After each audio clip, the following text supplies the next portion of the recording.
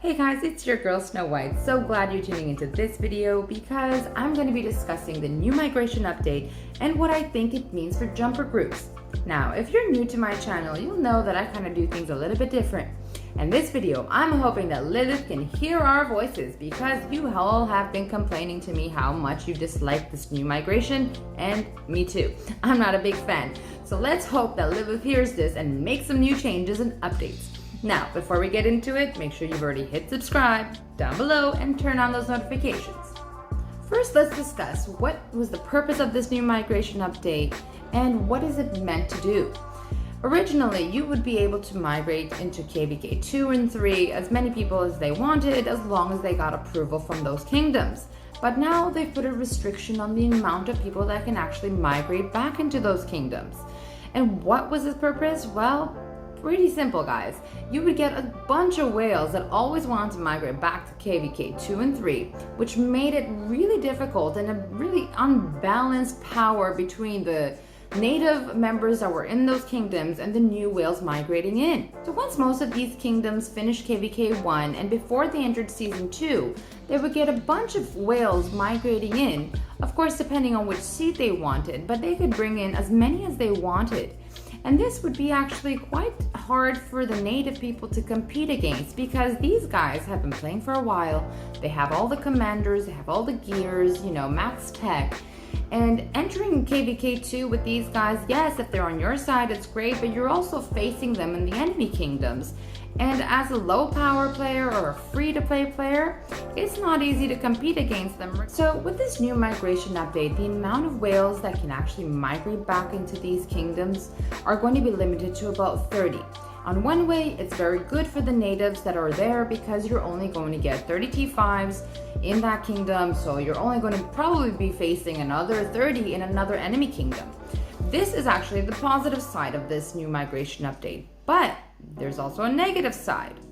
So say that you're a low power player or free to play player and you've entered Season of Conquest.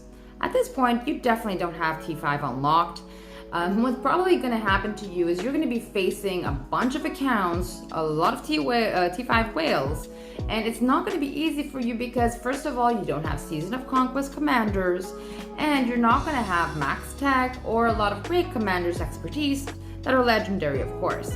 So once you do enter Season of Conquest, this is going to be a huge challenge for you to be able to compete. And since the doors are open and there's no cap on how many migrants are able to enter when you go into Season of Conquest, they can bring in 100 whales, and that pretty much breaks your chances of doing really well and contributing a lot into the kingdom and for KVK. So this is where you would see a lot of free-to-play or low spenders try to do 1 or 2 seasons of Season of Conquest, and then they would usually migrate back into KVK 2, and it was possible for them to do that. But now, with this new migration update, say goodbye to those kingdoms because they're not going to want you. They're going to want those T5s because they only have 30 slots, and trust me, they're not going to be giving it to no low spender free-to-play player. They want those killer whales to do damage. So that breaks your chances of ever doing KVK 2 and 3 again. The only option you really have here is to do Season of Conquest, put up with the T5s and try to do your best, try to collect those heads, try to get those spins on the wheels, collect your commanders as much as you can. If you can tolerate and you're not bored, try to do 2 or 3 Season of Conquest and then jump back to another kingdom that is entering Season of Conquest for the very first time, and increase your odds of being able to contribute more as a free-to-play or a low spender. What I would love Lilith to do is change the restrictions so it doesn't apply to players that are under 25 million power. I think these guys should get a free pass and be able to go back to KVK 2 and 3 and not be a part of that limited number of people that are able to migrate into those kingdoms. The topic is jumper groups, and what does it actually mean for them? Well, I think jumper groups are in trouble. Why do I say this? Because, guys, jumper groups are usually about, let's say, 300 people that, want to take a kingdom over. So most of these guys will probably have already accounts, whale accounts in other kingdoms, and then they all work together to try to take a new kingdom in order so they can migrate their whale accounts in.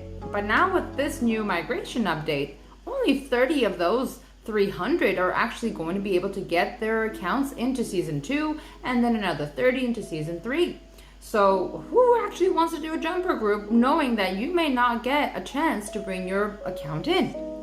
Personally, I know that I wouldn't waste the chance of, spending all my time trying to set up a new account, try to take the kingdom over, and then, be limited and possibly and may get my account in, may not get my account in.